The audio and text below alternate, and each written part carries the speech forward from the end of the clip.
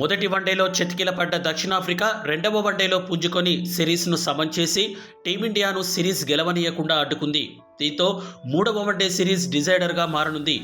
రెండవ వన్డేలో టీమిండియాను దక్షిణాఫ్రికా ఎలా ఓడించింది అనే విషయమై మార్కరం కీలక వ్యాఖ్యలు చేస్తూ ఏమన్నాడంటే, మొదటి వన్డే కంటే చాలా మెరుగైన ఆల్రౌండ్ ప్రదర్శన చేశాం. మేము చేజింగ్కు వెళ్ళినప్పుడు చాలా కఠినమైన వికెట్గా ఉంది, కానీ మా ఓపెనర్లు అలా బాగా పోరాడటం చాలా బాగుంది. వారి బౌలర్ నాంద్రే బర్గర్ అద్భుతంగా బౌలింగ్ చేసి అదరగొట్టాడు. మేము మిడిల్ ఓవర్లలో కూడా టీమిండియాకు ఎక్కడ అవకాశం ఇవ్వలేదు. ఆరంభంలో గనక వికెట్లు తీస్తే టీమిండియా ఒత్తిడిలోకి వెళ్ళిపోతుంది.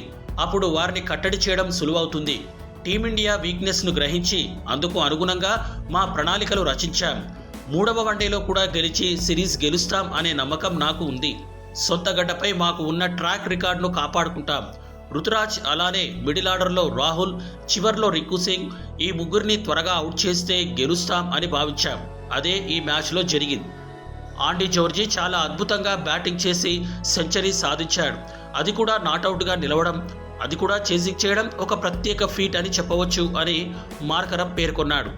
ఈ వీడియో కనుక మీకు నచ్చినట్లయితే లైక్, షేర్, కామెంట్ చేయండి. మరిన్ని అప్డేట్స్ కోసం మా ఛానల్ని సబ్స్క్రైబ్ చేసుకోండి.